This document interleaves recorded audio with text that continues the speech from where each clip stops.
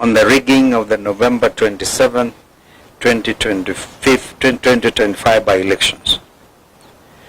We want to thank all our united opposition teammates and supporters across the country who have shown up in big numbers for peaceful campaigns in these forthcoming November 27, 25 by-elections. Kenyans are clearly hungry for change, and they see these by-elections as a chance to register their feelings about the current regime. That dissatisfaction is real, and the regime knows it. That is why they are trying every trick to frustrate the people's will ahead of tomorrow's vote. But Kenyans are alert and they are ready. From the mountain to the lake, from the ocean to Kisii, the message is the same, #Guantam. During these campaigns, we have sadly witnessed a series of disparate and well-coordinated attempts to subvert the will of the people. Number one, the heavy and intimidating deployment of police officers, many of them in plain clothes, accompanied by brutal attacks on opposition leaders and supporters. The intention is clear: to scare voters away from coming out in numbers they intend to tomorrow. We have seen this in Narok Town, in Malava, and in Bere North. Unmarked famous Subaru foresters have been roaming Chicago and Malava not to protect citizens, but to intimidate them. This is unacceptable in a democratic nation. Number two, the shameless bribery and manipulation of voters by senior state officers, including MPs, MCAs, chiefs, PSAs, CSAs, speakers of both houses of parliament, as well as county assemblies, the prime cabinet secretary, the deputy president, and the president himself, all misusing state machinery, including government vehicles, relief food, and non-food items like mattresses and blankets meant for disaster victims, and even letters of appointment to Kenyan embassies issued in public barazas. I think we have all seen this. This is a misuse of public trust and public resources. Call it plainly abuse of office. Number three, we have credible information that the serialization of 820 printed ballots, that's very important, 820,000 printed ballots was not done correctly and not properly inspected.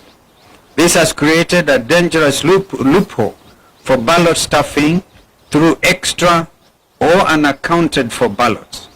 We are further aware that 30,000 pre-marked ballots have already been dispatched to the targeted battleground areas of Magarini, Malava, and Bere North through compromised presiding officers. This strikes at the heart of electoral integrity. Fourth, we have seen extended and illegal campaigns conducted by regime agents well beyond the official campaign period, escorted by police officers and accompanied by hired goons.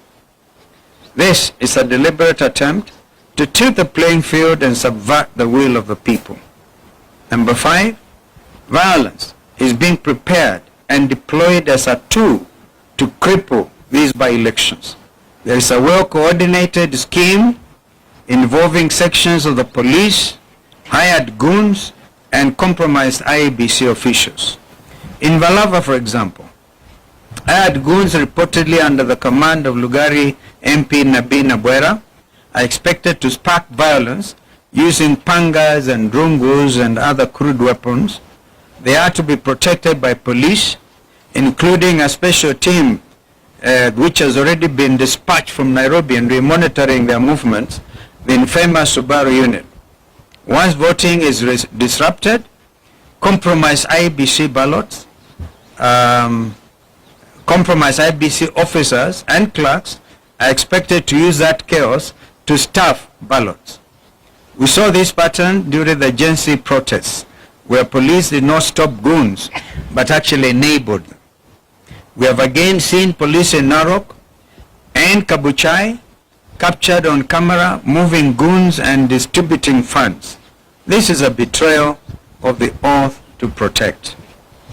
Finally, ladies and gentlemen, as we stated on November 20th, there is a deliberate plan to misuse mobile phones in polling stations in ways that violate the secrecy of the ballot. The response from IBC has been weak and insufficient, with the junior officer Magarini giving a half-hearted explanation to an issue that demands the full attention of the chairperson and indeed the entire commission. Their silence deepens our concern about the integrity of this institution at this critical moment. The IBC, by failing to address the genuine concerns raised by the opposition and the media, and by neglecting to put in place the necessary remedial measures, continues to cast a long shadow over its own independence. This new commission now stands accused, not by us alone, but by its actions of presiding over a process whose credibility grows more questionable by the day. A democratic, free and fair election cannot be built on silence, on evasion or selective action. It must be anchored on justice. We therefore demand that the IBC rises to the moment and A, confronts and overcomes the challenges facing this by-election. This is the first true test of the new commission. They must either overcome these challenges or be overcome by them, squandering the little trust Kenyans still hold. The commission must assure all Kenyans that it is not entangled with broad-based masters. B, to our supporters across the country, come out in large numbers and vote for all united opposition candidates. Remain peaceful, but also remain vigilant. Document every irregularity and promptly report every form of electoral malpractice witnessed in your constituencies or in your wards. To our agents, you have been prepared for this day. Confirm that all ballot boxes are empty before voting begins. And check even any possibility of open windows where things could have been brought in and sneaked in. Do not abandon your stations until polling is fully concluded.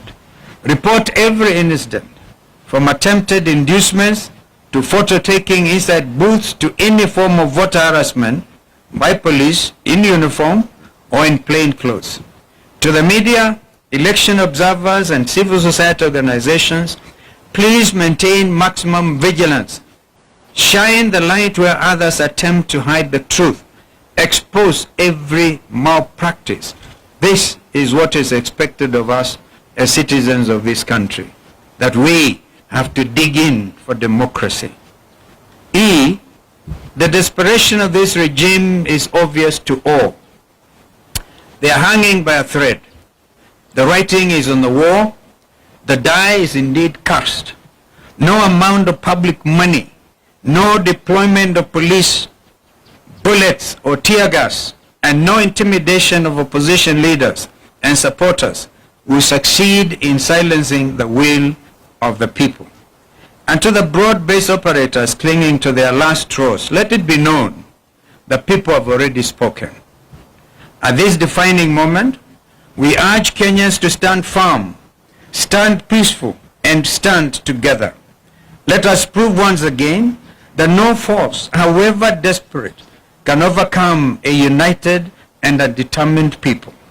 The will of Kenyans is sacred. It cannot be bought, it cannot be bullied, or indeed it can never be broken. Tomorrow, let us vote with courage, guide the vote with vigilance, and move forward with faith, knowing that the truth may be delayed, but it cannot surely be denied. May God bless Kenya and all of us. My colleagues may want to add But to do that aspect, I talked about the 820,000 ballots already printed. They were printed out in Greece, and the policy for by-elections has always been you print locally. The Kenya Literature Bureau, for example, has been in that business. And it is also important to know that no certificate, and we want IBC to prove us wrong, no certificate of inspection and receipt has been received. So we are aware that this has been a quiet thing. And as we speak, Mr. Marijan is on the ground in Bere to try to make sure that what is already been planning, as we said the other day when my colleagues were out on the field, last Thursday in particular, we did point out that Marijan is under instructions of the former commissioner, Professor Gule, who is William Ruto's political advisor on matters to do with IBC. So IBC, you are clearly on notice. So please, when the agents are there and the names are read out, I'll give an example. Any vote ya Karish in Bere North, if the clerks read Karish, please agents demand to see the marked ballots. And at the end of it, before the presiding officer presses the send button, please ensure that the numbers that have been now kind of identified and announced, yeah, are also the same figure that will get now transmitted by the send button. We are saying this because we are aware in the case of Mbere North, 15,000 ballots have already been particularly voted. They have already marked them. And so the idea is that they are going to make them, they all be met now at the constituency tallying center. And therefore, because of the lack of serialization, which you have talked about, yeah, anybody can mark and serialize everything. So we are pretty aware, and I must thank Kenyans. Kenyans are very, very smart. That's why my brother said they cannot be like some of our other neighbors. This is Kenya. Thank you.